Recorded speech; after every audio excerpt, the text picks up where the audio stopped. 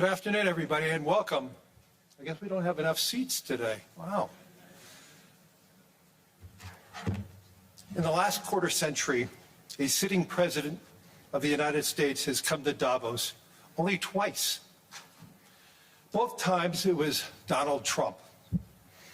So when I asked to serve in this new role that I have, he was one of the first leaders I called and invited to return. I first met the president about 25 years ago, but I worked most closely with him during the early months of COVID. This was March 2020. Markets were under extreme stress. Some economists were warning we could be headed towards a second Great Depression. What stood out to me during the extraordinary period was a president's willingness to bring together people from governments, from business, across institutions, across perspective, to think differently, and importantly, to act decisively. That instinct to act, especially in pivotal moments, is one reason I think he values the World Economic Forum. It is a unique institution that brings together the largest combination of government officials, business leaders, technology leaders, civil society and NGO leaders, anywhere in the world for a genuine dialogue. And particularly, importantly, this year. Thankfully, this group is meeting under better economic circumstances than during the pandemic. But once again, we're facing very serious different economic conditions around the world. One of the central challenges that is impacting me is how capitalism can benefit more, and how can we broaden our global economy for greater and greater participation. That is a question where the president has shown real leadership through investing in infrastructure, reducing barriers to growth, and initiatives like the Trump account, designed to give more Americans a direct stake in the growth of the U.S. economy. As he enters the second year of his second term, we are interested in hearing his plans for 2026 and beyond, and will no doubt create more and more conversation. And that's what the forum is about, a serious conversation in the spirit of dialogue. Discussions where the world is headed, where are we going, and these discussions would be incomplete without the President of the United States, the most important leader in the world. We appreciate him here, so let me introduce and welcome back to Davos the President of the United States, Donald J. Trump.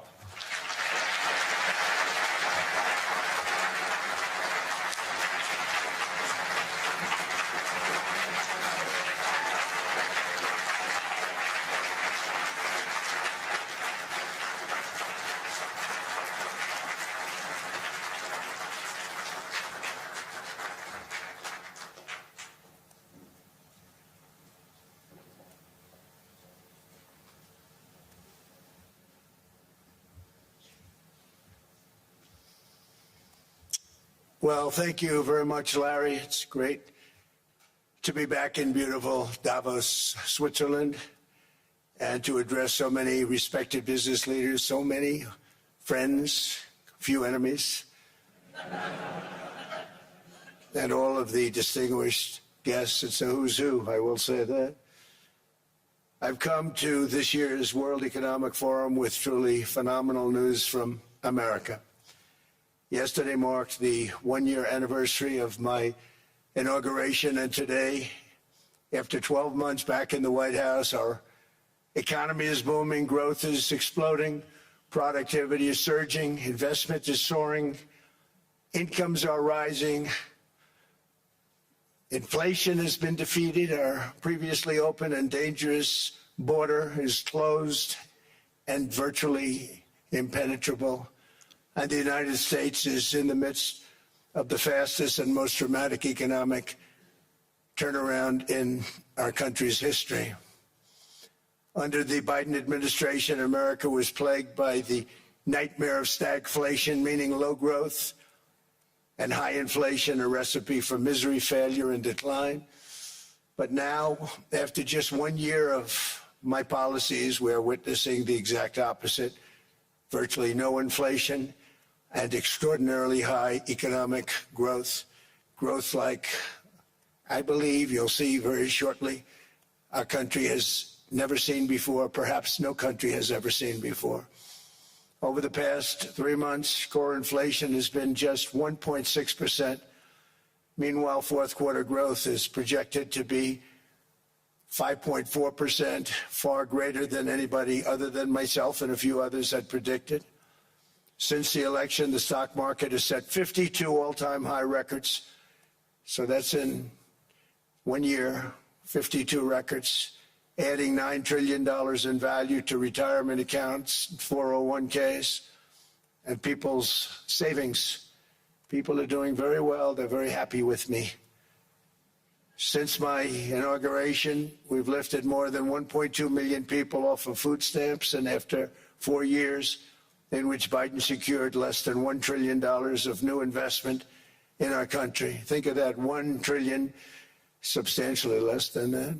In 4 years, we've secured commitments for a record-breaking $18 trillion, and we think when the final numbers come out, they'll be closer to $20 trillion of investment. That's never been done by any country at any time, not even close. Just over 1 year ago, under the radical left Democrats, we were a dead country. Now we are the hottest country anywhere in the world. In fact, the United States economy is on pace to grow at double the rate that was projected by the IMF just last April. And with my growth and tariff policies, it should be much higher. I really believe we can be much higher than that. And this is all great news, and it's great for all nations. The USA is the economic engine on the planet, and when America booms, the entire world booms. It's been the history. When it goes bad, it goes bad. You all follow us down, and you follow us up, and we're at a point that I don't believe we've ever been. I never thought we could do it this quickly. My biggest surprise is I thought it would take more than a year, maybe like a year and 1 month. But it's happened very quickly. This afternoon, I want to discuss how we have achieved this economic miracle, how we intend to raise living standards for our citizens to levels never seen before, and perhaps how you too and the places where you come from can do much better by following what we're doing, because certain places in Europe are not even recognizable, frankly, anymore. They're not recognizable. And we can argue about it, but there's no argument. Friends come back from different places. I don't want to insult anybody and say I don't recognize it. And that's not in a positive way, in a very negative way. And I love Europe, and I want to see Europe go good, but it's not heading in the right direction. In recent decades, it became conventional wisdom in Washington and European capitals that the only way to grow a modern Western economy was through ever-increasing government spending, unchecked mass migration, and endless foreign imports. The consensus was that so-called dirty jobs and heavy industry should be sent elsewhere, that affordable energy should be replaced by the Green New Scam, and that countries could be propped up by importing new and entirely different populations from faraway lands. This was the path that Sleepy Joe Biden administration and many other Western governments very foolishly followed, turning their backs on everything that makes nations rich and powerful and strong. And there's so much potential in so many nations. The result was record budget and trade deficits and a growing sovereign deficit driven by the largest wave of mass migration in human history. We've never seen anything like it. Quite frankly, many parts of our world are being destroyed before our very eyes, and the leaders don't even understand what's happening. And the ones that do understand aren't doing anything about it. Virtually all of the so-called experts predicted my plans to end this failed model would trigger a global recession and runaway inflation. but we have proven them wrong. It's actually just the opposite. In 1 year, our agenda has produced a transformation like America has not seen in over 100 years. Instead of closing down energy plants, we're opening them up. Instead of building ineffective, money-losing windmills, we're taking them down and not approving any. Instead of empowering bureaucrats, we're firing them, and they're going out and getting jobs in the private sector for 2 and 3 times what they were making in government. So they started off hating me when we fired them, and now they love me. Instead of raising taxes on domestic producers, we're lowering them and raising tariffs on foreign nations to pay for the damage that they've caused. In 12 months, we have removed over 270,000 bureaucrats from the federal payrolls, the largest single-year reduction in government employment since the end of World War II. Nobody thought that was coming, but we had no choice. To make a country great, you can't have all federal jobs.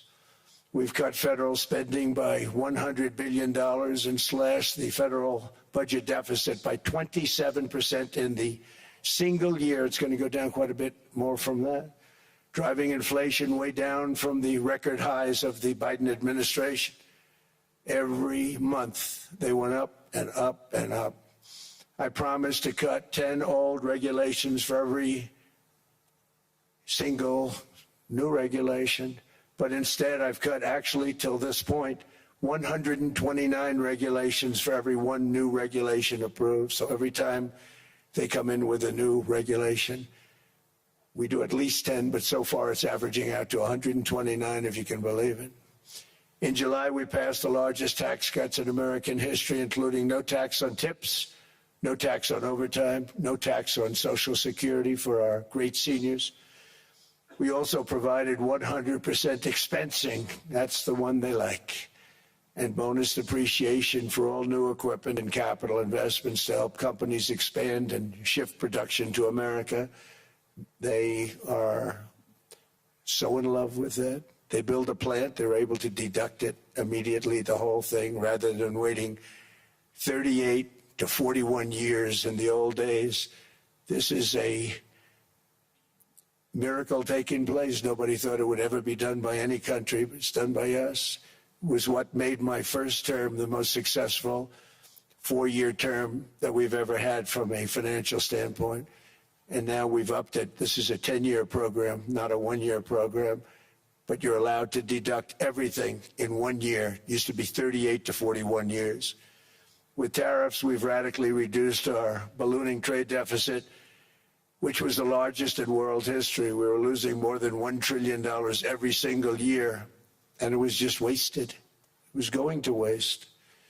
But in 1 year, I slashed our monthly trade deficit by a staggering 77%, and all of this with no inflation. Something everyone said could not be done. There were a couple of brilliant people that actually thought I was doing the right thing. I thought I was doing the right thing. Now they all think I'm doing the right thing because they can't believe the numbers. American exports are now up by more than $150 billion. Domestic steel production is up by 300,000 tons a month, and it's doubling over the next 4 months. It's doubling and tripling, and we have steel plants being built all over the country. Nobody thought they'd see that. Factory construction is up by 41%, and that number is really going to skyrocket right now because that's during a process that they're putting in to get their approvals, and we've given very, very quick, fast approvals. In the process, we've made historic trade deals with partners covering 40% of all U.S. trade. Some of the greatest companies and countries in the world. We have countries as our partner, too. The European nations, Japan, South Korea. They're our partners. They've gone into massive deals with us, especially on oil and gas. And these agreements raise growth and cause stock markets to boom, not only in the U.S., but virtually every country that came to make a deal, because, as you've learned, when the United States goes up, you follow. It's really become a staple In America, I've stopped the nation-wrecking energy policies that drive up prices while sending jobs and factories to the world's worst polluters. They are indeed polluters. Under sleepy Joe Biden, new domestic oil and gas leases fell by 95%. Think of that. And they wonder, why was gasoline going up so fast? The gasoline actually topped $5 a gallon, and some places $7 a gallon, and more than 100 major power plants were violently shut down by incompetent people that had no idea what the hell they were doing. Under my leadership, U.S. natural gas production is at an all-time high by far. U.S. oil production is up by 730,000 barrels a day, and last week we picked up 50 million barrels from Venezuela alone. Venezuela has been an amazing place for so many years, but then they went bad with their policies. 20 years ago it was a great country, and now it's got problems, but we're helping them. And those 50 million barrels, we're going to be splitting up with them, and they'll be making more money. They've made it a long time. Venezuela is going to do fantastically well. We appreciate all of the cooperation we've been giving. We've been giving great cooperation. Once the attack ended, and they said, let's make a deal. More people should do that. But Venezuela is going to make more money in the next 6 months than they've made in the last 20 years. Every major oil company is coming in with us. It's amazing. It's a beautiful thing to see. The leadership of the country has been very good. They've been very, very smart. The price of gasoline is now below $2.50 a gallon in many states, $2.30 a gallon in most states. Then we'll soon be averaging less than $2 a gallon. In many places, it's already down even lower, $1.95 a gallon. Numerous states are at $1.99, numbers that nobody has heard for years. Actually, since my last administration, we got it down to around those numbers. I've signed an order directing and approval of many new nuclear reactors. We're going heavy into nuclear. I was not a big fan because I didn't like the risk, the danger. But they have the progress they've made with nuclear is unbelievable, and the safety progress they've made is incredible. We're very much into the world of nuclear energy, and we can have it now at good prices and very, very safe. And we're leading the world in AI by a lot. We're leading China by a lot. I think President Xi respects what we've done, in part because I've allowed these big companies building these massive buildings to build their own electric capacity. They're building their own power plants, which when added up is more than any country anywhere in the world is doing. I read recently an article in the Wall Street Journal that China's creating so much energy, and they are. I got to hand it to them. But we're creating as much or more, and we're letting them do that. I'm very proud of it. It was my idea. I said, you can't create this much energy. We needed more than double the energy currently in the country just to take care of the AI plants. And I said, we can't do that. We have an old grid system. And I came up with the idea, you people are brilliant. You have a lot of money. Let's see what you can do. You can build your own electric generating plants. And they looked at me. They didn't believe me. All of the names that are, I think, in the room right now, if you want to know the truth, they didn't believe it. And I said, no, you can't. They came back 2 weeks and they didn't have the plant. They said, we thought you were kidding. I said, no, not only am I not kidding, you're going to have your approvals within 2 weeks. I always say nuclear will take 3 weeks. But most aren't going that. They're going oil and gas. They're even going coal in some cases. Because of my landslide election victory, the United States avoided the catastrophic energy collapse which befell every European nation that pursued the Green New Scam, perhaps the greatest hoax in history. The Green New Scam, windmills all over the place, destroy your land. Destroy your land. Every time that goes around, you lose $1,000. You're supposed to make money with energy, not lose money. Here in Europe, we've seen the fate that the radical left tried to impose on America. They tried very hard. Germany now generates 22% less electricity than it did in 2017. And it's not the current chancellor's fault. He's solving the problem. He's going to do a great job. But what they did before he got there, I guess that's why he got there.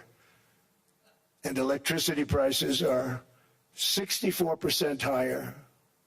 The United Kingdom produces just 1/3 of the total energy from all sources that it did in 1999. Think of that, 1/3.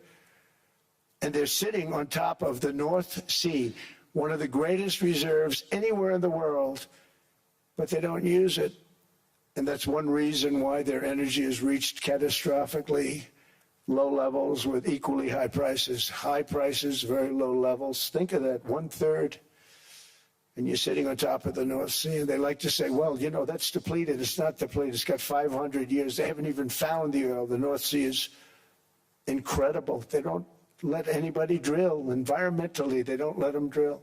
They make it impossible for the oil companies to go. They take 92% of the revenues. So the oil companies say, we can't do it. They came to see me. Is there anything you can do? I want Europe to do great. I want UK to do great.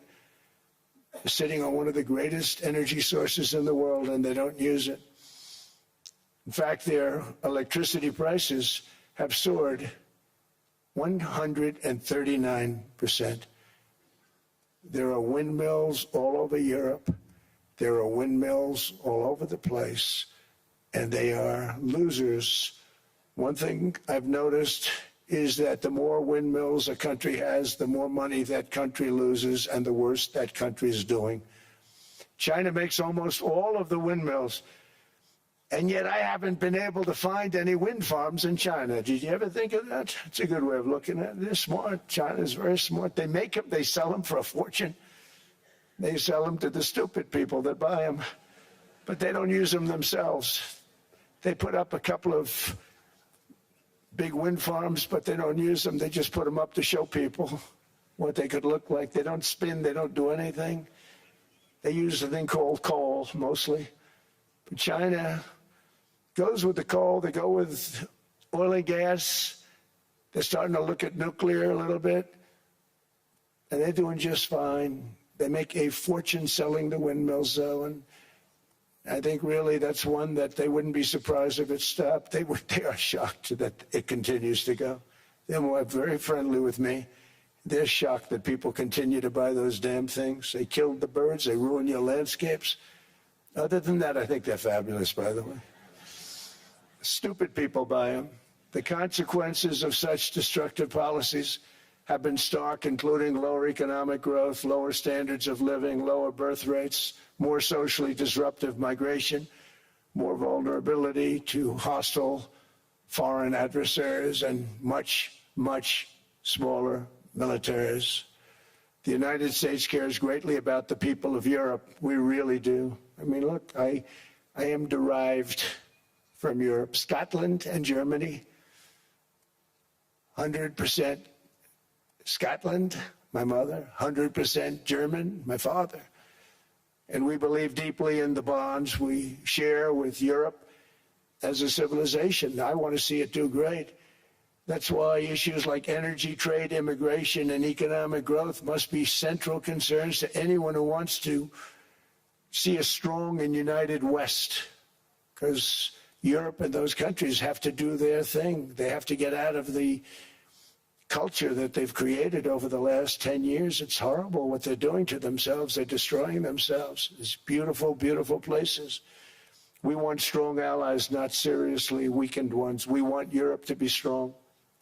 Ultimately, these are matters of national security, and perhaps no current issue makes the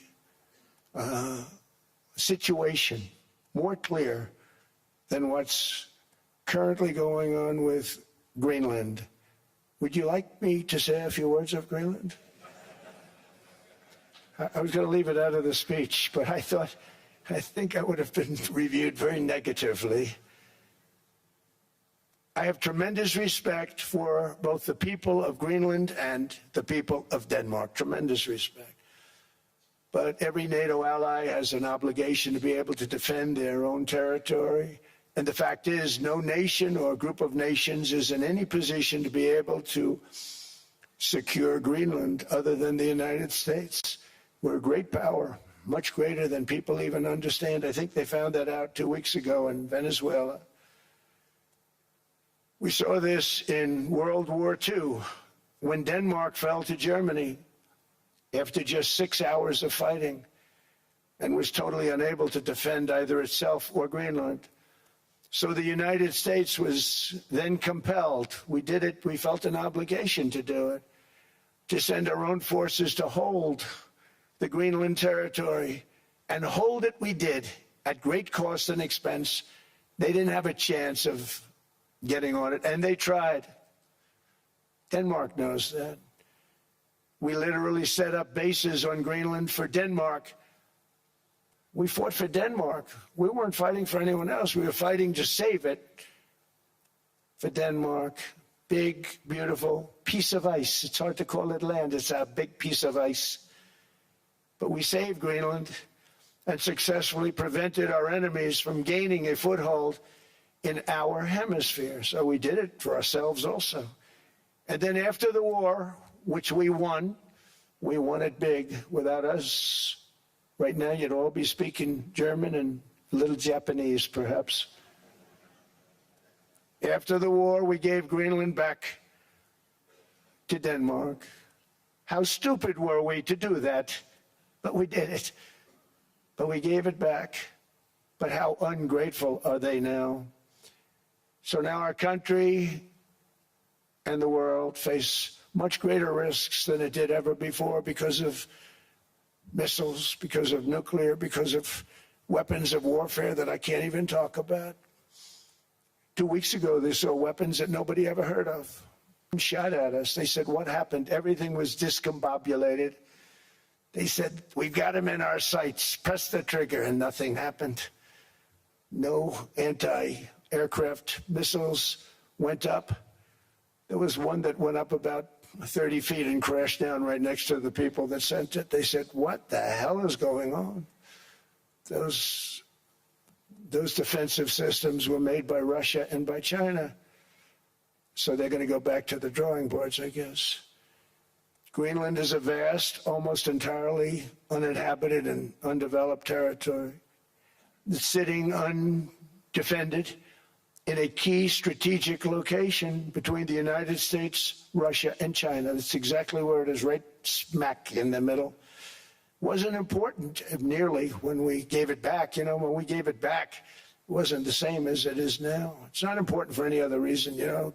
Everyone talks about the minerals. There's so many places. There's no rare earth. No such thing as rare earth. There's rare processing, but there's so much rare earth. And just to get to this rare earth, you got to go through hundreds of feet of ice. That's not the reason we need it. We need it for strategic national security and international security. This enormous unsecured island is actually part of North America on the northern frontier of the Western Hemisphere. That's our territory. It is therefore a core national security interest of the United States of America. And in fact, it's been our policy for hundreds of years to prevent outside threats from entering our hemisphere, and we've done it very successfully. We've never been stronger than we are now. That's why American presidents have sought to purchase Greenland for nearly 2 centuries. You know, for 2 centuries they've been trying to do it. They should have kept it after World War II, but they had a different president. That's all right. People think differently. Much more necessary now than it was at that time, however. In 2019, Denmark said that they would spend over $200 million to strengthen Greenland's defenses. But as you know, they spent less than 1% of that amount. 1%. There's no sign of Denmark there. And I say that with great respect for Denmark, whose people I love, whose leaders are very good. It's the United States alone that can protect this giant mass of land, this giant piece of ice, develop it and improve it and make it so that it's good for Europe and safe for Europe and good for us. And that's the reason I'm seeking immediate negotiations to once again discuss the acquisition of Greenland by the United States, just as we have acquired many other territories throughout our history, as many of the European nations have. They've acquired, there's nothing wrong with it. Many of them, some went in reverse, actually, if you look. Some had great vast wealth, great vast lands all over the world. They went in reverse. They're stuck back where they started. That happens too. But some grow. But this would not be a threat to NATO. This would greatly enhance the security of the entire alliance, the NATO alliance. The United States is treated very unfairly by NATO. I want to tell you that. And when you think about it, nobody can dispute it. We give so much and we get so little in return. And I've been a critic of NATO for many years. And yet I've done more to help NATO than any other president by far, than any other person. You wouldn't have NATO if I didn't get involved in my first term. The war with Ukraine is an example. We are thousands of miles away, separated by a giant ocean. It's a war that should have never started, and it wouldn't have started if the 2020 U.S. presidential election weren't rigged. It was a rigged election. Everybody now knows that. They found out. People will soon be prosecuted for what they did. It's probably breaking news, but it should be. It was a rigged election. You can't have rigged elections. You need strong borders, strong elections, and ideally a good press. I always say it. Strong borders, strong elections, free, fair elections, and a fair media. The media is terrible. It's very crooked. It's very biased, terrible. But someday it'll straighten out because it's losing all credibility. Think of it. When I went in a landslide, a giant landslide, won all 7 swing states, won the popular vote, won everything, and I only get negative press. That means that it has no credibility. And if they're going to get credibility, they're going to have to be fair. So you need a fair press. But you also need those other elements. And I inherited a terrible, terrible situation. If you look, the border was open. The inflation was raging. Everything was bad with the United States when I came into office. But I also inherited a mess with Ukraine and Russia, something that would have never happened. And I know Putin very well. He and I would discuss Ukraine. It was the apple of his eye, but he wasn't going to do anything. I said, Vladimir, you're not doing it. He would never have done it. It was terrible what happened. I could see it happening, too. After I left, I could see it happening. Biden had given Ukraine and NATO $350 billion, a staggering sum, $350 billion. I came in, and just like the southern border, just like inflation, just like our economy, I said, wow, this place is in trouble, meaning our country. All of these things were out of control. But the border was out of control. We fixed it with the strongest border anywhere in the world. And I've now been working on this war for 1 year, during which time I settled 8 other wars. India, Pakistan. I settled other wars that were Vladimir Putin called me, Armenia, Azerbaijan. He said, I can't believe you settled that one. They were going on for 35 years. I settled it in 1 day. And President Putin called me.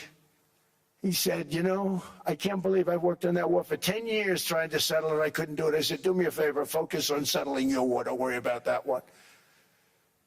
What does the United States get out of all of this work, all of this money, other than death, destruction, and massive amounts of cash going to people who don't appreciate what we do? They don't appreciate what we do. I'm talking about NATO. I'm talking about Europe. They have to work on Ukraine. We don't. The United States is very far away. We have a big, beautiful ocean separating us. We have nothing to do with it. Until I came along, NATO was only supposed to pay 2% of GDP. But they weren't paying. Most of the countries weren't paying anything. The United States was paying for virtually 100% of NATO. And I got that stopped. I said, that's not fair. But then more importantly, I got NATO to pay 5%, and now they were paying, and now they are paying. So something nobody said was possible. They said we will never go up higher than 2%. But they went to 5%, and now they're paying the 5. They didn't pay the 2, and now they're paying the 5. And they're stronger for it, and they have an excellent, by the way, Secretary General, who's possibly in the room. Mark, are you here? Yes, he's here. Hello, Mark. We never asked for anything, and we never got anything. We probably won't get anything unless I decide to use excessive strength and force where we would be, frankly, unstoppable. But I won't do that. Okay? Now everyone's saying, oh, good.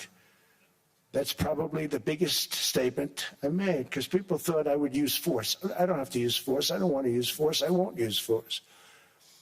All the United States is asking for is a place called Greenland, where we already had it as a trustee, but respectfully returned it back to Denmark not long ago after we defeated the Germans, the Japanese, the Italians, and others in World War II. We gave it back to them.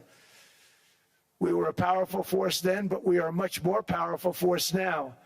After I rebuilt the military in my first term and continue to do so today, we have a budget of $1.5 trillion. We're bringing back battleships. The battleship is 100 times more powerful than the great battleships you saw in World War II, those great, big, gorgeous ships, the Missouri, the Iowa, the Alabama. Because I thought maybe we could take them out of mothballs. They said, no, sir, these ships are 100, think of that, 100 times more powerful than those big, magnificent pieces of art that you saw so many times ago, that you still see on television. You say, wow, what a force. 100 times, each ship 100 times more powerful than the big battleships of the past. So that was the end of the mothball story. So what we have gotten out of NATO is nothing except to protect Europe from the Soviet Union and now Russia. I mean, we've helped them for so many years. We've never gotten anything, except we pay for NATO. And we paid for many years until I came along. We paid for, in my opinion, 100% of NATO because they weren't paying their bills. And all we're asking for is to get Greenland, including right title and ownership, because you need the ownership to defend it. You can't defend it on a lease. Number one, legally it's not defensible that way, totally. And number two, psychologically, who the hell wants to defend a license agreement or a lease, which is a large piece of ice in the middle of the ocean where if there is a war, much of the action will take place on that piece of ice. Think of it. Those missiles would be flying right over the center of that piece of ice. All we want from Denmark for national and international security and to keep our very energetic and dangerous potential enemies at bay is this land on which we're going to build the greatest golden dome ever built. We're building a golden dome that's going to, just by its very nature, going to be defending Canada. Canada gets a lot of freebies from us, by the way. They should be grateful also, but they're not. I watched your Prime Minister yesterday. He wasn't so grateful. But they should be grateful to us. Canada lives because of the United States. Remember that, Mark, the next time you make your statements. What we did for Israel was amazing. But that's nothing compared to what we have planned for the United States, Canada, and the rest of the world. We are going to build a dome like no other. We did it for Israel. And by the way, I told Bibi, stop taking credit for the dome. That's our technology. That's our stuff. But they had a lot of courage, and they were good fighters, and they did a good job, and we wiped out the Iran nuclear threat like nobody can believe. Nobody's ever seen anything like it. That, Venezuela, taking down Soleimani, wiping out al-Baghdadi when he tried to reinstitute ISIS. We did a lot. I did a lot of big things. all perfectly executed. Everyone was perfectly executed. Somebody told me that, a military expert told me, sir, everything you've done has been perfectly executed. I said, I know. So other presidents have spent, whether foolishly or not, trillions and trillions of dollars on NATO and gotten absolutely nothing in return. We've never asked for anything. It's always a one-way street. Now they want us to help them with Ukraine. And let me say, we're going to. I'm really helping, not even them. I want to see, last week, if you saw, it was 10,000 soldiers, but last month it was 31,000 soldiers died. 31,000, that's this room times, the number of people in this room times 30. Think of it. 30,000 soldiers died in 1 month. The month before it was 27,000. The month before that it was 28,000. The month before that it was 25,000. It's a bloodbath over there. And that's what I want to stop. It doesn't help the United States, but these are souls. These are young people. Look like you, look like some of you right in the front row.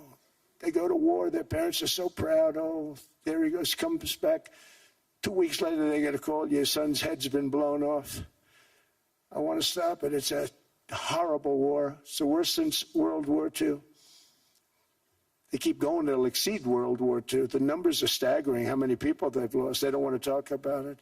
Ukraine and Russia lost just tremendous amounts. And I'm dealing with President Putin, and he wants to make a deal, I believe.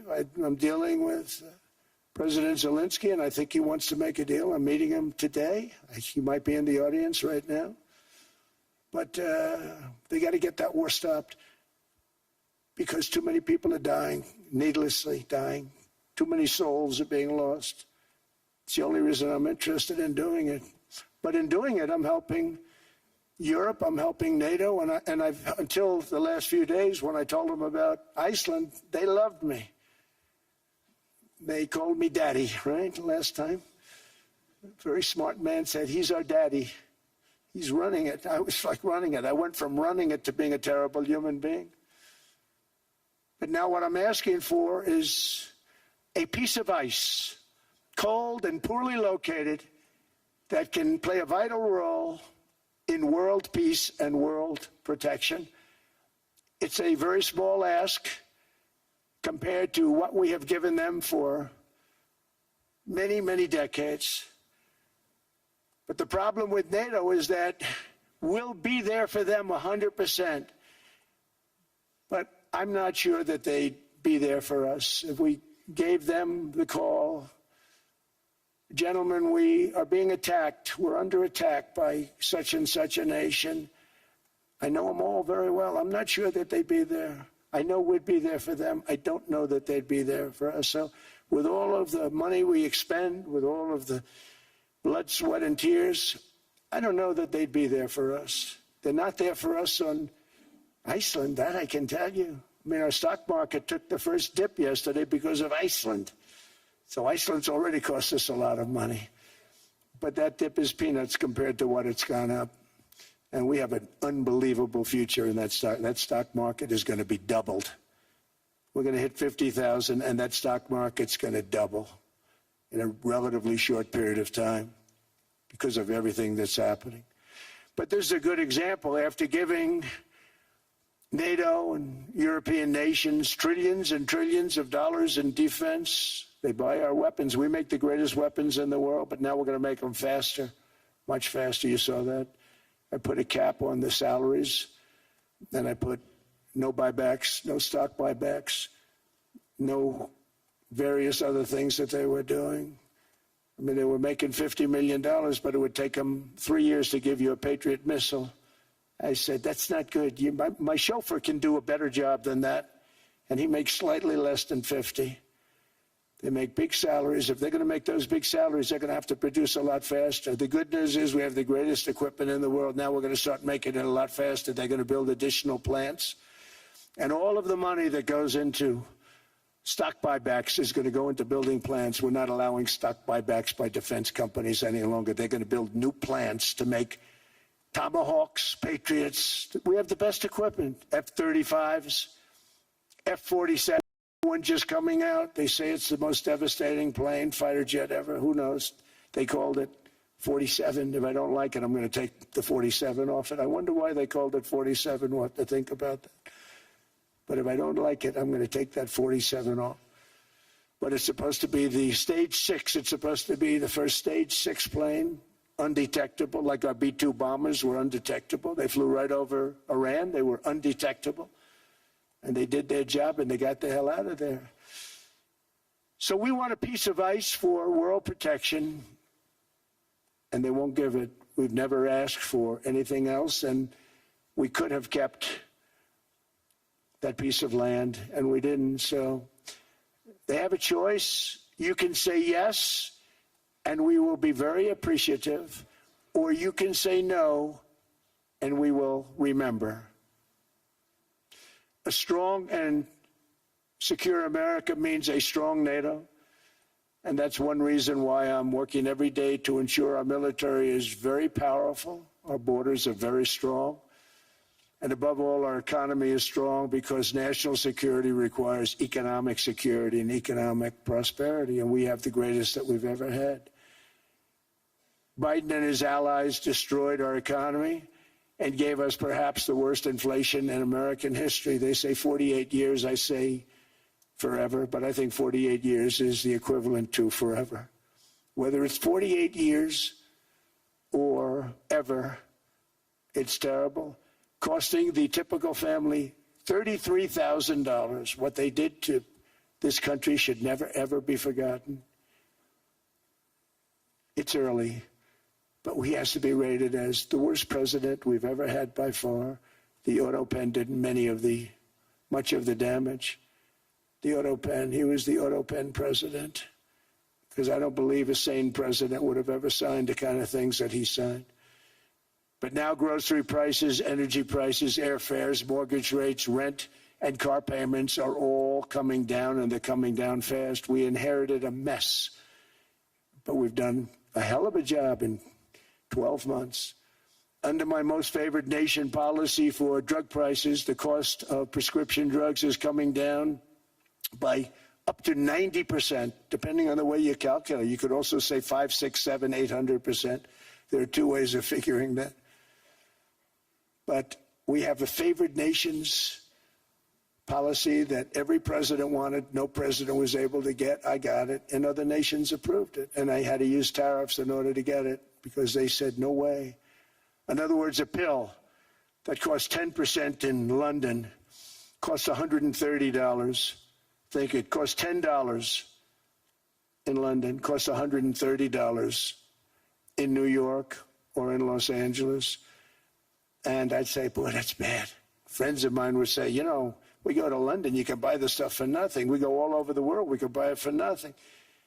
Because basically America was subsidizing every nation in the world because presidents allowed them to get away with it. It became very tough. So when I called up Emmanuel Macron, I watched him yesterday with those beautiful sunglasses. What the hell happened? But I watched him sort of be tough. But he was at $10 for a pill. And I said, Emmanuel, and I have all the big pharmaceutical companies are in total agreement. It wasn't easy, by the way. They're tough, smart. They've been getting away with the scam for a long time. But they gave it up. But they said, you'll never get the countries to approve it. I said, why is that? Because they won't. They always said, we're not paying any more. Get the rest for the United States. So over the years, they stayed the same. We just went up, up, up. And I mean, we would pay 13, 14, 15 times more than some certain countries would. So I said, no, they'll approve it 100%. So you'll never get them to approve it. I said, I guarantee you. But I actually started with Emmanuel, who probably is in the room too. And I like him. I actually like him. Hard to believe, isn't it? And I said, Emmanuel, you're going to have to lift the price of that pill to $20, maybe $30. Think of that. That means it's a doubling of prescription drugs. Might be a tripling, might be a quadrupling. It's not easy. No, Donald, I will not do that. I said, yes, you will, 100%. He said, no, no, no. You're asking me to double. I said, Emmanuel, you've been taking advantage of the United States for 30 years with prescription drugs. You really should do it, and you will do it. I have no doubt. In fact, I am 100% sure you're going to. No, no, no, I will not do it. Because he has to, in all fairness to him, he has to double or triple. Because the world being a bigger place than the United States, it's not that you meet in the middle. You just have to go up some, and we come down a lot. They go up a little, we come down a lot.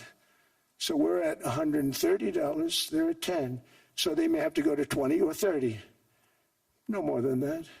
I said, Emmanuel, you're going to be doubling or tripling? No, no, no. I said, here's the story, Emmanuel. The answer is you're going to do it, you're going to do it fast. And if you don't, I'm putting a 25% tariff on everything that you sell into the United States and a 100% tariff on your wines and champagnes. And that's about 10 times more than what I'm requesting. And you're going to do it. I don't want to go public with it, but you may make me do that. No, no, Donald, I will do it. I will do it.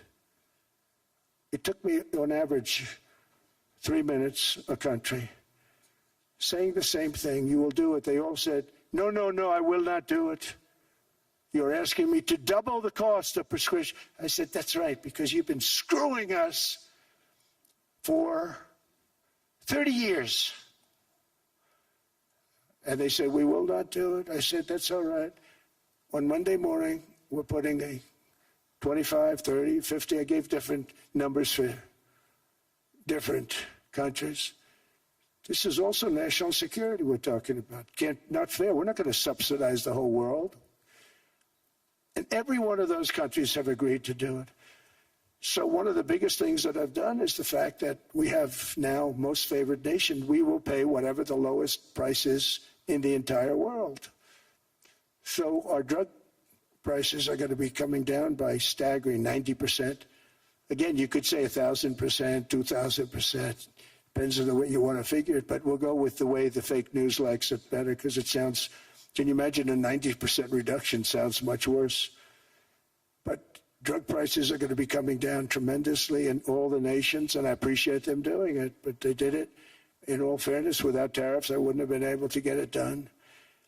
After declining $3,000 under Biden, real incomes are up in the United States by $2,000, $3,000, and even $5,000 and more. Home ownership has always been a symbol of health and vigor of American society, but that goal fell out of reach for millions and millions of people in the Biden era because interest rates went up so high. Today, I'm taking action to bring back this bedrock of the American dream. In recent years, Wall Street giants and institutional investment firms, many of you are here, many of you are good friends of mine, many of you are supporters. Sorry to do this to you, I'm so sorry. But you've driven up housing prices by purchasing hundreds of thousands of single-family homes, and it's been a great investment for them. Often as much as 10% of houses on the market. You know, the crazy thing is a person can't get depreciation on a house, but when a corporation buys it, they get depreciation. Okay, that's something we're going to have to think about too. I don't know if too many people think about that. You buy a corporation, they buy 500 houses, they buy hundreds of thousands, they buy 500 houses, they can take depreciation. A person sweats and works and buys one house, they can't.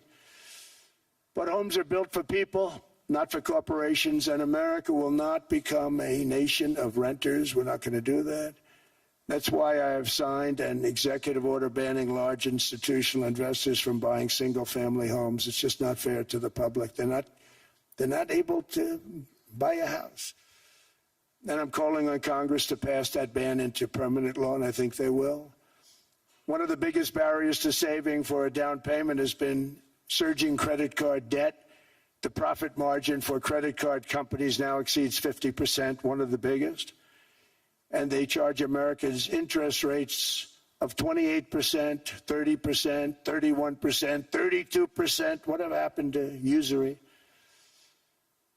So to help our citizens recover from the Biden disaster, all caused by this horrible president, just horrible president, I'm asking Congress to cap credit card interest rates at 10% for 1 year. And this will help millions of Americans save for a home. They have no idea they're paying 28%. They go out there a little late in their payment and they end up losing their house. It's terrible. To unleash innovation in savings and financing, I'm also working to ensure America remains the crypto capital of the world.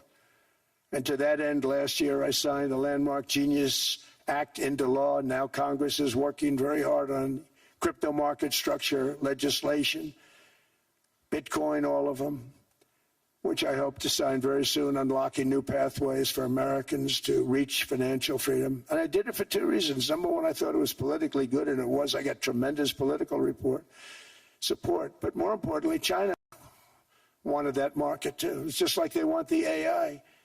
And we've got that market, I think, pretty well locked up. If I didn't do it, Biden was totally against it until before the election, when they realized that, there were millions of people voting against him over crypto. And all of a sudden, they loved it very much, but it was too late. They blew it. But it is politically popular, but it's much more importantly, we have to make it so that China doesn't get the hold of it. And once they have that hold, we're not going to be able to get it back. So I'm honored to have done it. Finally, I've instructed government-backed institutions to purchase up to $200 billion in mortgage bonds to bring down interest rates. And I'll be announcing a new Fed chairman in the not-too-distant future. I think he'll do a very good job. See, I gave away some of it. He did give that away. So we have something, got something, but somebody that's very respected. They're all respected. They're all great. Everyone that I interviewed is great. Everyone could do, I think, a fantastic job. Problem is they change once they get the job. They do. They're saying everything I want to hear, and then they get the job. They're locked in for 6 years. They get the job, and all of a sudden, let's raise rates a little bit. I call them, sir, we'd rather not talk about this. It's amazing how people change once they have the job. It's too bad. Sort of disloyalty, but they got to do what they think is right. We have a terrible chairman right now, Jerome Too Late Powell. He's always too late. And he's very late with interest rates, except before the election. He was just fine for the other side. So we're going to have somebody that's great, and we hope he does the right job. Last week, the average 30-year mortgage rate dropped below 6% for the first time in many years. Another major factor in driving up housing costs was the mass invasion of our borders. And I have to say one thing about housing, because nobody ever says this. I am very protective of people that already own a house, of which we have millions and millions and millions. And because we have had such a good run, the house values have gone up tremendously. And these people have become wealthy. They weren't wealthy. They become wealthy because of their house. And every time you make it more and more and more affordable for somebody to buy a house cheaply, you're actually hurting the value of those houses, obviously, because the one thing works in tandem with the other. And I don't want to do anything that's going to hurt the value of people that own a house, who for the first time in their lives are walking around the streets of whatever city they're in, very proud that their house is worth $500,000, $600,000, $700,000. Now, if I want to really crush the housing market, I could do that so fast and people could buy houses, but you would destroy a lot of people that already have houses. In some cases, they've mortgaged their house, and the mortgage would be very low, and all of a sudden the mortgage without any changes becomes very high, and they end up losing the house. I'm not going to hurt, and I speak with Scott, who's doing a fantastic job, and Howard, who's doing a fantastic job, and all of my people. And I always say, look, I can crush the hell out of the market. We can drop interest rates to a level, and that's one thing we do want to do. That's natural. That's good for everybody. The dropping of the interest rates, we should be paying a much lower interest rate than we are. We should be paying the lowest interest rate of any country in the world, because without the United States, you don't have a country. I mean, I had a case with Switzerland. We happened to be in Switzerland. Maybe I'll give you a quick story. But they were paying nothing. They make beautiful watches, great watches, Rolex, all of them. They were paying nothing to the United States when they sent their product in. And we had a $41 billion deficit. $41 billion with this beautiful place. Flew over it, isn't it nice? So I said, let's put a 30% tariff on them so that we get back some of it, not all of it at all. We still have a deficit, big deficit. We had 41 million. That's a big deficit. And I said, let's put a tariff on. Different tariffs, different places. You're all party to them. In some cases, victims to them. But in the end, it's a fair thing. And most of you realize that. But we put a 30% tariff on Switzerland, and all hell broke loose. They were calling, like you wouldn't believe. And I know so many people from Switzerland, incredible place, incredible, brilliant place. But I didn't realize that they're only good because of us. And there's so many other examples. Us and probably other places, but a majority of the money they make is because of us, because we never charged them anything. So they come in, they sell their watches, no tariffs, no nothing. They walk away, they make $41 billion on just us. So I said, no, we can't do that. So I'm going to bring it up. I still would have a deficit pretty substantial, but I brought it up to 30%. And I guess Prime Minister, I don't think President, I think Prime Minister called a woman, and she was very repetitive. She said, no, you cannot do that, 30%. You cannot do that. We are a small, small country. I said, yeah, but you have a big, big deficit. You may be small, but you have a bigger deficit than big countries. He said, no, please, you cannot do it. Kept saying the same thing over and over. We are a small country. I said, but you're a big country in terms of... And she just rubbed me the wrong way, I'll be honest with you. And I said, all right, thank you, ma'am, appreciate it. Do not do this. Thank you very much, ma'am. And I made it 39%. And then all hell really broke out. And I was paid visits by everybody. Rolex came to see me. They all came to see me. But I realized, and I reduced it, because I don't want to hurt people. I don't want to hurt them. And we brought it down to a, lower level. Doesn't mean it's not going up. But we brought it down to a lower level. But they pay now, tariff. But I realized that we have many places like that where they're making a fortune because of the United States. Without the United States, they wouldn't be making anything. Think of it. Switzerland made $41 billion on us. And as she said, it's a small place. And I realized with that, I don't know, it was so, because she was so aggressive. And I realized in that conversation that the United States is keeping the whole world afloat. Many places, I could give you 6, 7 places just in the people in this little area. I know every one of them. They're looking down. They don't want to see me, and they don't want to stare me in the eyes. But they're taking advantage of, everybody took advantage of the United States. But I've been very fair, and I gave them a tariff, and it was fine. But I realized that without us, it's not Switzerland anymore. Without us, it's not any of the countries that are represented here. And we want to work with the countries. We want to work with them. We're not looking to destroy them. I could have said 39, 40%. I could have said I want a 70% tariff, then we make money with Switzerland. But Switzerland would have been probably destroyed, financially destroyed. I don't want to do that. But we should be paying the lowest interest rate of everybody. I hope Scott's listening to this, because we should be paying the lowest interest rate of everybody. Without us, most of the countries don't even work. And then you have the protection factor. Without our military, which is the greatest in the world by far, without our military, you have threats that you wouldn't believe. You don't have threats because of us, and that's because of NATO. One other thing, and I have to say it so importantly, in the old days, and I used to say I'm the youngest in the room. Now I'm among the older. I hate to say it. I don't feel old, but I'm among the older. But I remember not long ago, 20, 25 years ago, when good news came out about, let's say, the United States. The United States had a great quarter. The United States had a great month. All the stocks went up. And that's the way it's supposed to be. Now when they say the United States had a record quarter, it's unbelievable how well it's doing, all the stocks crash because they say, oh no, inflation, they're going to raise interest rates. And they do. Some of these stupid people like Powell, they raise interest rates. And what they do is they stop you from being successful.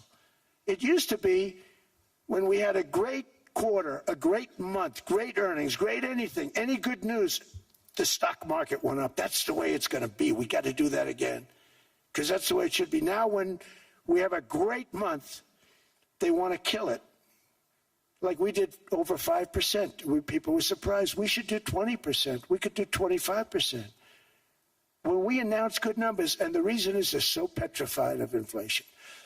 And growth doesn't mean inflation. We've had tremendous growth with very low inflation. In fact, growth can fight inflation, proper growth. So we want to get back to the days when we announce great numbers, because we're going to be announcing phenomenal. You know, all these factories that are being built at record, thousands of businesses are being built right now. Remember, $18 trillion is invested. I think the second number is 3. And that was China many years ago. Investments in the country from outside. 18 trillion, nobody's ever seen. And that's money coming in and building things, factories. Thousands of businesses are being built, thousands. Hundreds of big factories, car plants are moving back to the United States. They're coming in from Canada, they're coming in from Mexico, from Japan. Japan's coming in and building plants here in order to avoid tariffs. They're coming in from China. They're coming in from all over the world. We have more plants being built now, car plants, than we've ever had built, even in the heyday from the 1940s and 50s. And they're bigger. They don't use renovations anymore where they take an old plant, they rip it down, they build a brand new plant, super modern plant. But it's happening at levels that nobody's ever seen. In 2024, the U.S. built less than 2 million new homes, but Biden admitted more than 8 million new migrants. And those days are over. In 2025, for the first time in 50 years, the United States had reverse migration. Boy, that was nice. And these were criminals that were being taken out of our country because they allowed people to come into our country from jails, from gangs, drug dealers, murderers. 11,888 murderers. We've gotten most of them out. And then ICE gets beat up by stupid people from leadership in Minnesota.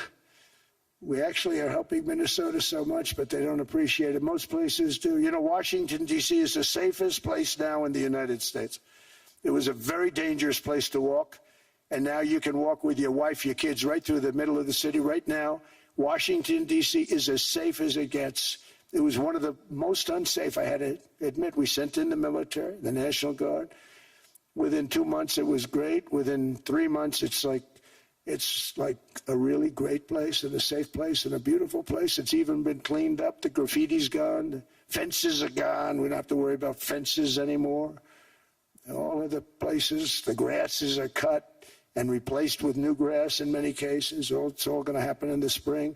But Washington and D.C. is beautiful again, and it's safe. New restaurants are opening up. They were all closing. Now you can't get into a restaurant. Restaurants in Washington, D.C. are all opening. Memphis also, Memphis, Tennessee, New Orleans, Louisiana. We're there for 3 weeks. We've cut the crime down by 64%. Within another month, we'll have virtually no crime there. We can do that all over.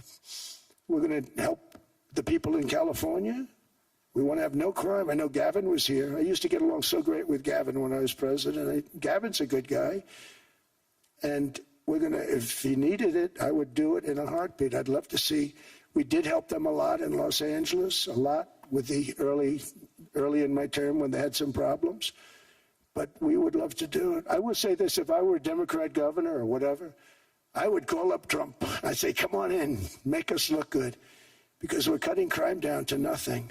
And we're taking people out, career criminals, who are only going to do bad things, and we're bringing them back to their countries. But where we've done it, it's been amazing. And we have a capacity to do it at much greater levels. We're cutting illegal aliens off welfare and other government benefits, and I have directed that starting immediately, there will be no more payments to sanctuary cities because they are really just sanctuaries for criminals. They're really protecting criminals, and those are the ones we have to get out of the country: murderers, drug dealers, the mentally insane. They emptied their mental institutions into the United States. And despite that, we have the lowest crime numbers that we've ever had in the history of the country. Just came out. But equally importantly, we're cracking down on more than $19 billion in fraud that was stolen by Somalian bandits. Can you believe that Somalia, they turned out to be higher IQ than we thought? I always say these are low IQ people. How did they go into Minnesota and steal all that money? And we have, they're pirates, they're good pirates, right? But we shoot them out of the water just like we shoot the drug boats out. They're not pirating too many boats lately, do you notice? When they go out into those boats, they want to take over $1.5 billion tanker loaded up with oil, and they say, we're going to blow up your boat. They have powerful weapons. You hit the side of the boat, you blow the whole thing up. The insurance companies are petrified, so they say, just give them the boat, we'll give them money instead. And I don't do that. We blow them right the hell out of the water. We see them going out, we blow them out of the water. We don't have any pirates so much anymore. If we do, they won't be there long. We've cut down with the hitting of the boats that are loaded up with drugs, including submarines. Can you believe they actually buy small, they call them mini subs, very fast. They're meant for drugs. We've knocked out 2 of them. The Democrats say they were fishing. You have ruined somebody's fishing weekend. I would say a submarine is not a fishing boat. You don't fish. But we've knocked down drugs by water, the oceans, the sea, by 97.2%. Think of that. And I actually say, who the hell are the 3%? Because I would not want to be piloting one of those boats. We knocked them down, and now we're going to start on land. We're going to knock it all out. The land is the easy part. What we did on sea is incredible, and that's our great military. The situation in Minnesota reminds us that the West cannot mass import foreign cultures which have failed to ever build a successful society of their own.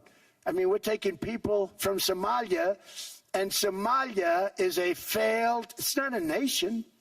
Got no government, got no police, got no military, got no nothing. And then we have this fake congressperson who they just reported is worth $30 million. You believe this? Ilhan Omar, talking about the Constitution that provides me. She comes from a country that's not a country. And she's telling us how to run America. Not going to get away with it much longer, let me tell you. The explosion of prosperity and conclusion and progress that built the West did not come from our tax codes. It ultimately came from our very special culture.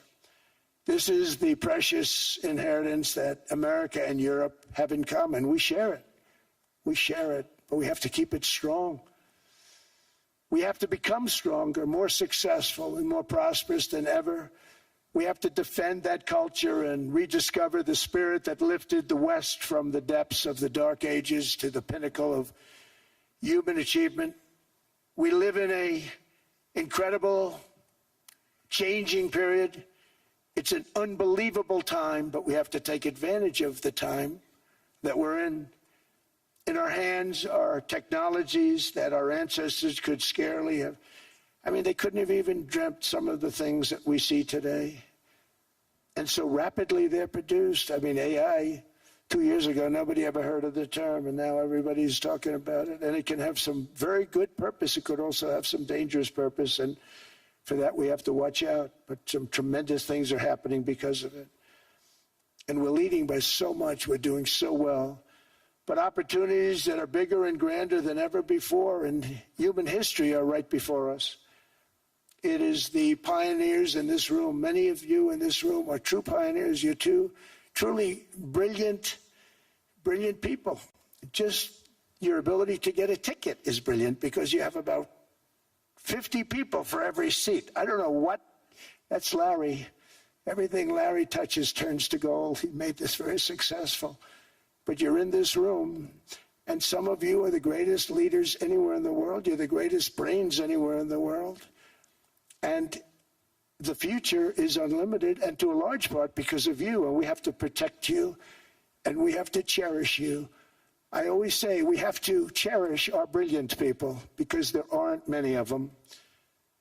So together with confidence, boldness, and persistence, let us lift up our people, grow our economies, defend our shared destiny, and build a future for our citizens that is more ambitious, more exciting, more inspiring, and greater than the world has ever seen. We're in a position to do things that nobody else has ever even thought of before. And many of the people in this room are the ones that are doing it. And I want to congratulate you, and I'm with you all the way. You can do things that nobody else can even think about. So I congratulate you on your tremendous success. And the United States is back, bigger, stronger, better than ever before. And I'll see you around. Thank you all very much. Thank you very much.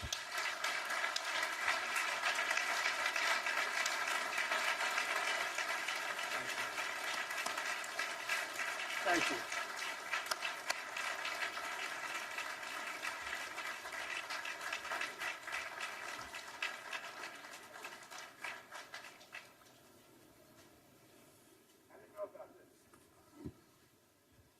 This was supposed to be a nice fire chat, Mr. President. Yes, good.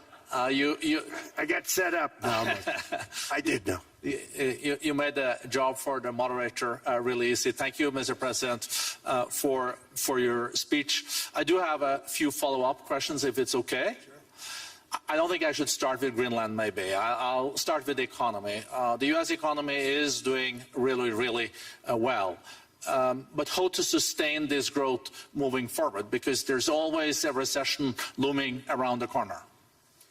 Well, you know, the one thing about economies and recessions is sometimes you get hit unexpectedly and there's nothing you can do about it. All brilliant people, but there's nothing. One example was COVID. We had an economy going at levels like nobody had ever seen my first 2.5, 3 years. And then I heard the word pandemic, not COVID. They came up with that name over a period of time. We won't get into that. But I heard the word pandemic. And I had a poll come out that was so strong just prior to that. And I was with the two best pollsters, McLaughlin and Fabrizio. And they said, sir, George Washington and Abraham Lincoln, if they came back and ran as president and vice president, they couldn't beat you. And then what happened is the following day, I was told to stay tuned because there's something really bad happening in China. There are bodies laying all over Wuhan, right around that certain building that we talk about. I always said it came from Wuhan. It did come from Wuhan. And there were body bags. We saw it by satellite. And they said, there are strange things happening in China. And so it began. And we ended up with the COVID, and the whole world suffered. We did a phenomenal job. I don't think we got the credit we deserve. We did something that Operation Warp Speed, which some people say was one of the greatest military feats ever. We did a great job. Used our military, used a lot of people. But sometimes you get hit with things, nothing you can do. You get hit with things like that unexpectedly. And we got through it. And when I left, the stock market was higher than it was previous to the COVID coming up. And I called it a great achievement. But things happen. Bad things happen. The things that we can stop are wars if we're smart. That we can stop. Those are a matter of being intelligent and having intelligent people on the other side. Because wars are the worst of all. Wars are worse than anything. But we can stop wars because that's sort of up to us. But things like dust flying in the air, wherever COVID comes from or whatever comes, sometimes you have to be a little bit lucky. But we are poised to have an economy like no other, not only in this country, but anywhere. And you know, when you hear the kind of numbers that I can tell you that Scott Bessent was with me the other day, and he's looking at numbers. He said, I can't. And that's all he's done his whole life, pretty much your whole life. Scott, you weren't going to be a football player, I don't think. Scott was not that great at football, but he was always good at numbers, right? and he was looking at numbers. He said, "I've never seen anything like this." We're poised to do things that no other country's ever done. And, you know, luck, I hate to say it, but we need a little luck. We don't want to get hit by something that nobody could have thought. Whoever thought we were going to hit by a pandemic? You know, when I heard the word pandemic, I said, oh, that's an ancient problem. World War I, they lost 100 million people. It actually ended World War I. A lot of people don't know. The Spanish flu in World War I ended the war because all the soldiers were sick. The soldiers were so sick on both sides, and that war was raging, and they were all dying from the Spanish flu. They were sick as dogs. They couldn't fight. So, you know, you don't know how that would have turned out. But so we do, I mean, subject to that, and I always have to put a caveat in for it, but we're poised to have the greatest growth of any large country, I think any country that there's been. When you look at what's happening in the United States, it's really amazing. Thank you. One thing that maybe keeps you up at night, I know you don't sleep that much anyway, Mr. President, is the debt. The U.S. debt is high, is now the biggest expenditure on your budget. How to get out of that impasse? Well, the big thing is growth. I mean, growth is the way. If we grow like this, we go from having a $37 trillion. We go from having high debt to low debt. But we also are cutting expenses, you know, the old-fashioned way. We have extraordinary growth. I think we're going to be growing our way out. I think we're going to be paying off debt. We're taking in tremendous money from tariffs fairly. And again, I'm using them judiciously. You know, Switzerland's a case study. I could have gotten much more. I could have asked for much more. But we're using them judiciously. But I think growth, most importantly, and then cutting costs. Now, if you take a look at Minnesota, $19 billion in fraud and other things. People going to airports, they came into the country, they don't have 10 cents, and they're leaving with hundreds of thousands of cash in their bags. When we get to that, and our DOJ, Pam, and Todd, and all the people that work over there, and all of the people that work in here, I can tell you, Scott Bessent is working on that. It's a priority, right? You have your whole team. We're in there looking for where this money is coming from, how much it is. It could be more than $19 billion. Can you believe that? That's just one state. If we were able to cut out 50% of the fraud, 50%, and we should be able to do better than that, we would have a balanced budget without having to talk about even growth.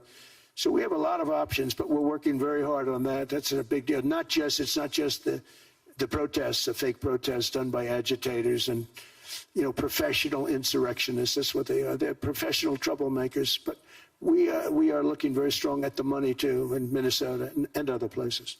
I think, Mr. President, also the $500 billion invested in artificial intelligence and the frontier technologies last year also were driving growth exponentially in the U.S. Well, AI has been a big factor. AI is massive. I mean, Mark Zuckerberg showed me a plant where he put it over a map of Manhattan, and it was basically the size of Manhattan. This is not, I said, you got to be kidding. It's a plant that was miles long, miles wide, very high. I don't think it was high like the Empire State Building, but it was high. And it literally covered most of the island of Manhattan. That's called a big plant. And, you know, when I heard they're going to spend $50 billion building it, I said, what, you know, if you spend $50 million, you can build a nice little shopping center. If you spend $500 million, you can build a good shopping center. But how do you spend $50 billion? When I looked at this thing, I said, you think you'll be able to do it for that? It's amazing when, you know, some of the plants that I see, and I see them all. And again, so big as we're letting them build their own electric generation. This way we have no problem. And otherwise they'd be complaining. There'd be nobody able to be, you know, we have an old grid system. And not only that, they're going to sell at a very cheap price the excess electricity that they create back into our grid. So that'll solve some problems for certain states that don't have enough electricity. We also know that on the AI, there is fierce competition between the U.S. as the largest economy in the world 27% of the global GDP and 5% of the global population, not doing that badly, and China. And we know that that competition is very tough on AI. I know you're heading to a state visit to China in April. How do you see the US-China relationship moving forward? Are you able to combine this tough competition with also collaboration? So I've always had a very good relationship with President Xi and with President Putin. Talk about, you know, the larger powers. But I've always had a very good relationship with President Xi of China. He's an incredible man. What he's done is amazing. He's highly respected by everybody. And I do now. I mean, now I have good. It was very severely interrupted by COVID. I used to call it the China virus, but he said, do you think you could use a different name? And I decided to do that because why should we have a problem over that? But I would do that, and they were. You're a true diplomat, huh? I became a diplomat for the first time. Well, you know who taught me that? Marco Rubio. He said, let me teach you about diplomacy. Hey, any guy that gets approved by 100% of the votes, think of it, he got liberal Democrats and radical right Republicans to approve him. He's the only one. The next one was like lost 45 votes, right? But he got all 100 votes voting for him. And at first I wasn't happy about it. I said, wait a minute, I don't like that. And now it turns out that the Democrats probably wish they didn't do that. And Marco has been fantastic. Marco, stand up, please. You have done a great job as Secretary of State. He's going to go down as the best Secretary of State. And Scott, and we have Susie, who's the first female Chief of Staff, and she's the best Chief of Staff, too. And I see Howard Lutnick, who I know spoke, and Howard's fantastic. Some of the deals we're doing are great. And I want to pay particular attention because we have Chris. And Chris, you got up and spoke, I think. He's the #1 oil man in the world because I was going to put Doug Burgum, who's fantastic. I don't know if Doug's here. Is Doug here? Doug Burgum is fantastic. He said, sir, there's one man better than me. And he introduced me to Chris. And he turns out to be. So we're drilling more oil and gas now than we ever have by almost double. Is that right, Chris? And on top of it, we got a lot coming out of Venezuela. So anyway, so we're doing great. The country is just doing great. We have great people. Thank you. And I see other people. We have Steve Witkoff. We have Jared. I got so many people. I'm in trouble because when I go back, they're going to be people with long faces. Sir, you didn't introduce me. I got so many people. And we have a lot of the greatest people anywhere in the world. I know them all. So I won't continue because we'd be here all day. Thank you, Mr. President. We also know that you're a deal maker, and then maybe coming back to Greenland and Ukraine. What kind of deal in the end do you see between the U.S. And Denmark? Because, you know, I guess you see it now as a negotiation going on, or? Well, it's costing Denmark hundreds of millions a year to run it. And Denmark's a small country and wonderful people. But, you know, it's very expensive. It's a very big piece of ice. And it's very important. I mean, I don't want to repeat the speech, but it's very important that we use that for national and international security.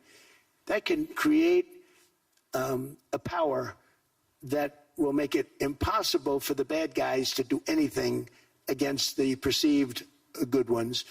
And it's a great block for Europe, just like, you know, Denmark was supposed to spend hundreds of millions of dollars. They didn't spend the money. They didn't spend anything, almost. And we'll see what happens. I just say this. NATO has treated the United States of America very unfairly. We never asked for anything. We never got anything. We actually took care of the needs of NATO for years and years, which I felt was always unfair. So I got NATO to pay because they're rich countries. But I think it's time that NATO step up. We're helping them with Ukraine. Without us, I think Putin would have gone all the way. I think we have it. I think there could have been a World War III, if you want to know the truth.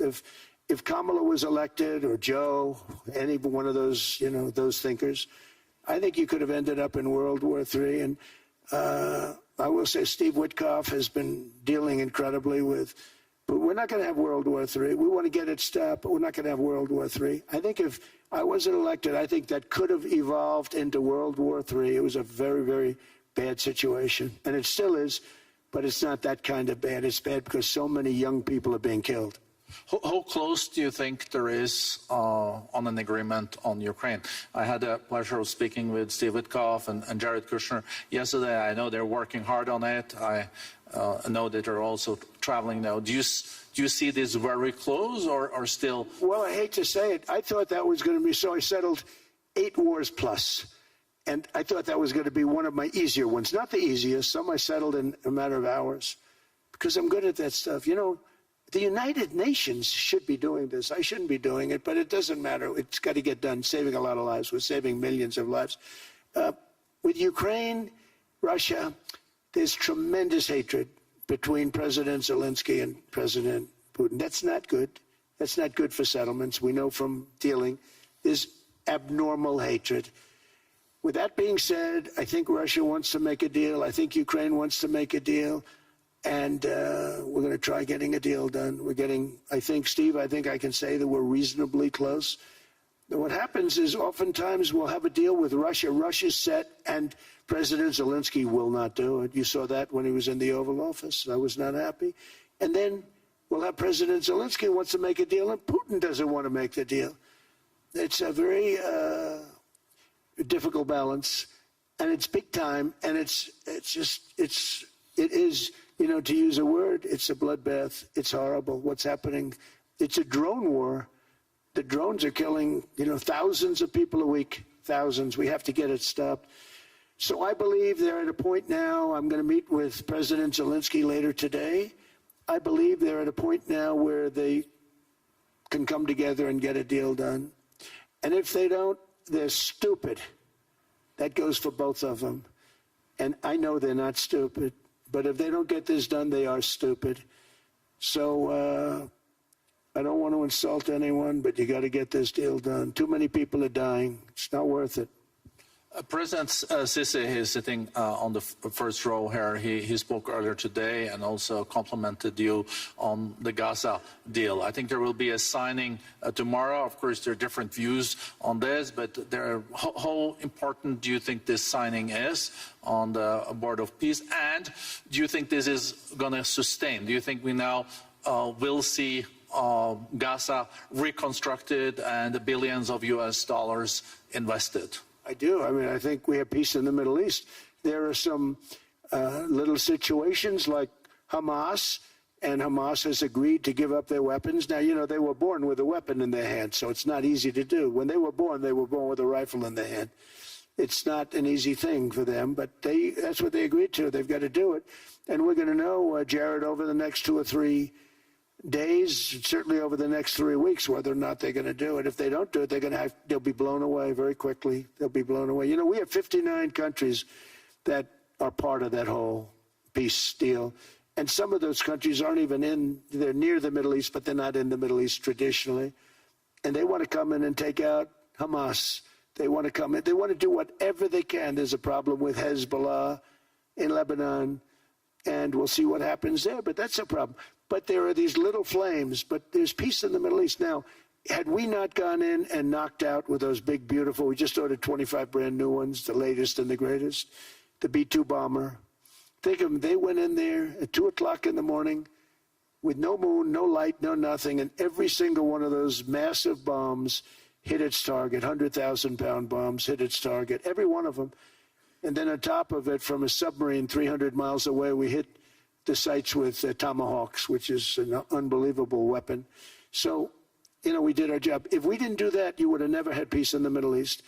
And the countries like Saudi Arabia, UAE, and Qatar could never have, and others could never have signed anything because you would have had this dark cloud, and the dark cloud was Iran with nuclear. Iran would, if we didn't take them out, they would have had a nuclear weapon within 2 months. They were very close to having the nuclear weapon, and we hit them hard. And it was a total obliteration. If they may try again, but they're going to have to try from a different area because that area was obliterated. Incredible thing we did.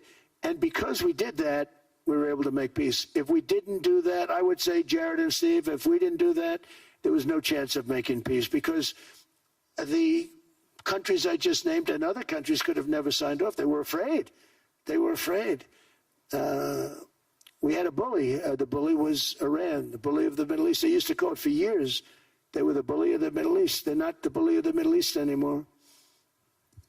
Mr. President, I know you even had to change plane last night, so I guess you didn't have much sleep, but I think but your energy is still there. I know you have several bilateral meetings. I know you're also hosting a reception. So thank you so much for coming back to Davos. Thank you so much. It's highly appreciated. Well, thank you very much. Thank you, everybody, very much. Thank you. Thank you.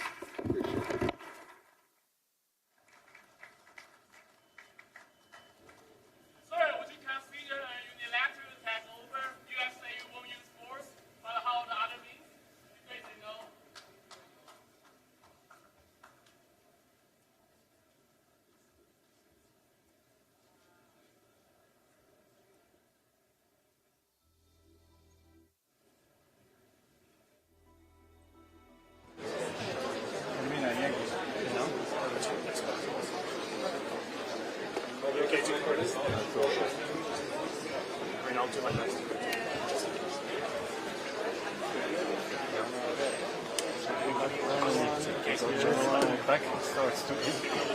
I want to have a stool or something. So, now I should go. Is there a way I want to set it up here? I don't want to be on the toilet. Okay, perfect. You say no. But if I go around here, I'll come around this way. I don't want to tread on your toe. Take one step back. Yeah, you can. Take one step back. I won't send you away. That's a deal.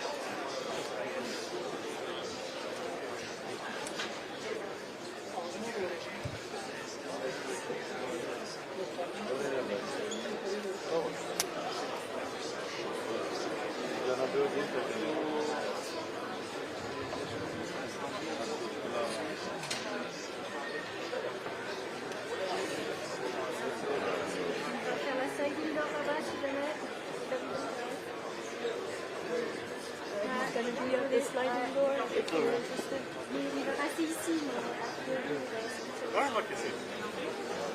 Pardon? Il va plus là, nous ici, on a les entrées nationales.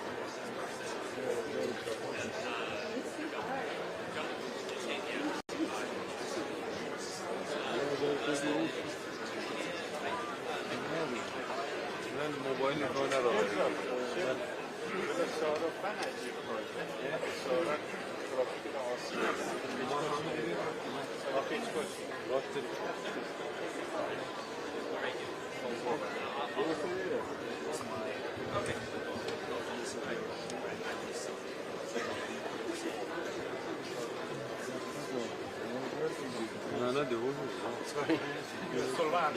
Sorry.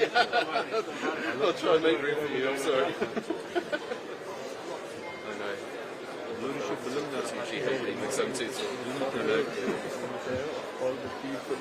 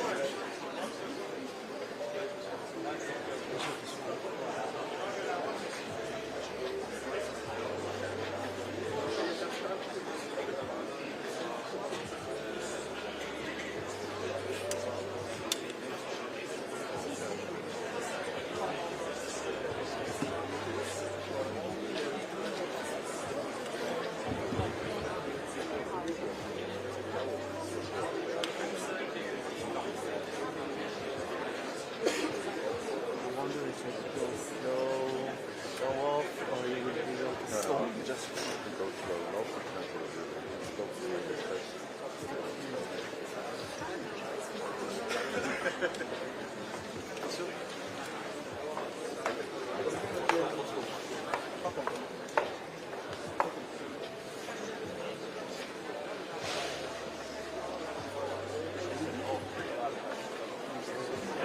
President, Mr. President.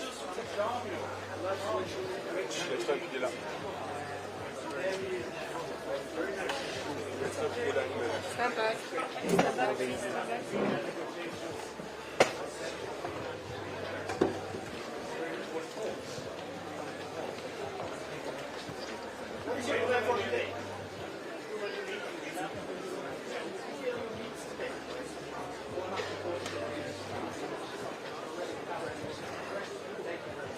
Mr. President. Mr. President here. President. President. Why not? Are you willing to fight? Mr. President. Mr. President. Why not a NATO mission in Greenland? National and international defense. Without it, you really can't have great international defense. So it's very important. Are you willing to fight against European? Are you not a Why are you disrespecting Britain, It's very important. I mean, you heard what happened. on Venezuela? Mr. President, are you going to fire Greenland? He's doing. Are you satisfied with the job Chelsea Rodriguez is doing in Venezuela, Mr. President? Yes, she's done a very good job. We have a very good relationship, and Venezuela is working out really well. We're going to be making a lot of money for Venezuela, and they'll be able to take care of their people. And she's doing a very good job. Why are you disrespecting? Are you willing to fight Greenland? Are you willing Macron's to fight proposal, against a European NATO mission in army Greenland. from Greenland? I made that very clear. Why are you disrespecting the President and We Europe, have a sir? great relationship with NATO, but NATO has to step up. You're very disrespectful of Europe and the UK, sir. Why? No, I'm not, but they have to change their ways, or they're going to. Why? A trade deal with allies makes no sense. Between immigration and energy, if they don't change, bad things will happen to them. What about Mr. President, what's your plan on Africa? Mr. President, what's your plan on Africa? Why genocide in South Africa, and are you willing to engage with the South African government? Well, now what's happening in South Africa is terrible. It's a terrible situation. What they're doing to people, a certain group of people, is unbelievable. You wouldn't think it could happen today. What would it make you believe that there is no white genocide, Mr. President, in South Africa? Well, we have seen the numbers, we've seen the records, and it is taking place. Mr. And President, it's got- Mr. President, Macron's proposal, a NATO mission in Greenland is...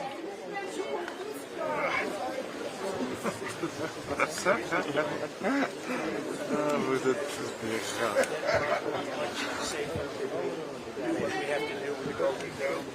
If they don't do it, we'll never have international security.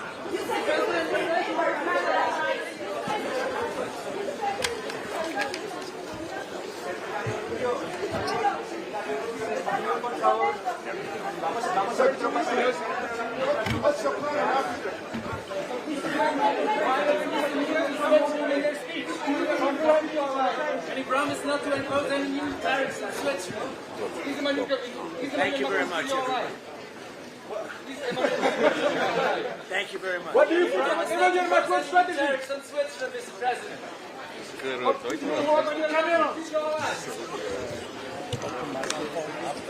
Do you like Canada?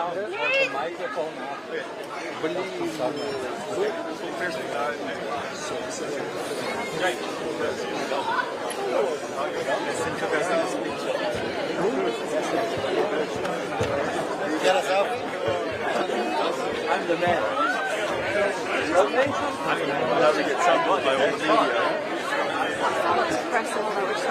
You might as well go up that way. If they're relevant. I'm sure they will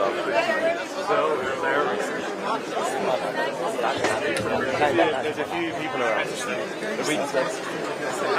There's a few, sorry. I'm a leading American tech entrepreneur. Across the world,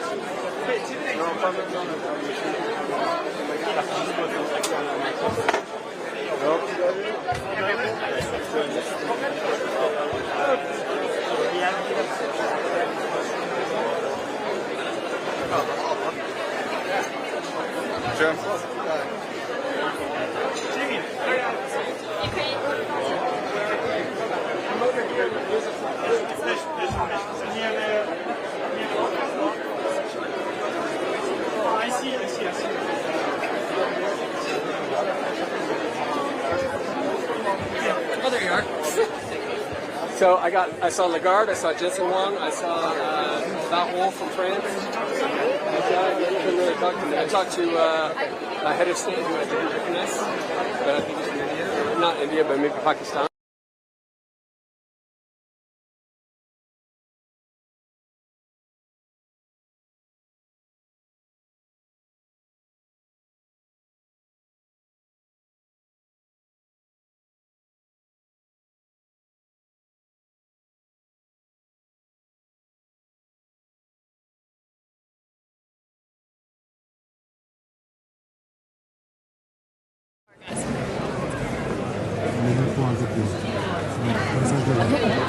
Just guys, we're gonna listen.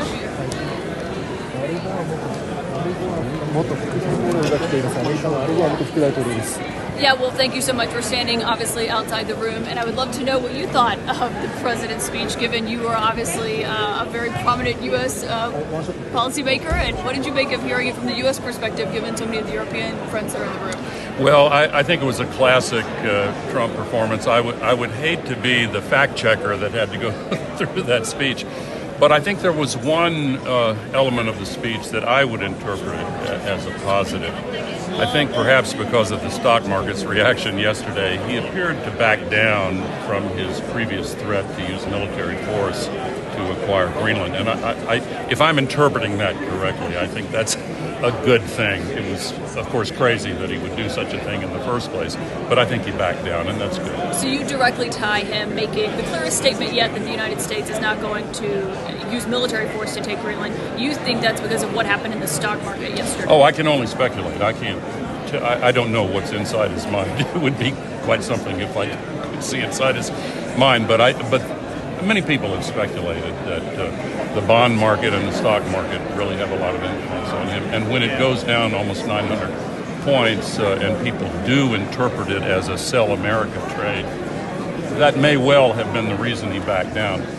It may have also been that a lot of people who are close to him, who are more tethered to reality, convinced him that he had made a mistake.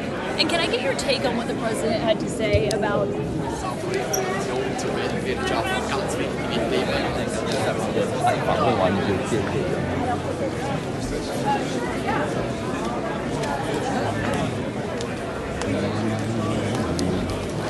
I got him. You got him? I'll go. Yes, I'll go there. Kostya. I'm here. What do you want? The Israeli president. Israeli president. Okay. You get me. Sorry, good. Oh, thank you. Sorry. He Just to knows the me. side. Just to the edge of block. Best ideally to the left, to the left, to the left. Thank you. Thank you.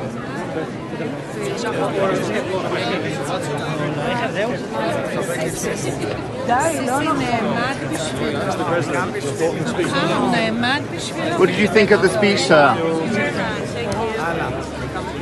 Will you be joining the board of peace? Is President Trump a man of peace? Transizione energetica, quella che lui chiama la grande bufala. Das ist unglaublich, wie einfach mit falschen Zahlen. I want to go catch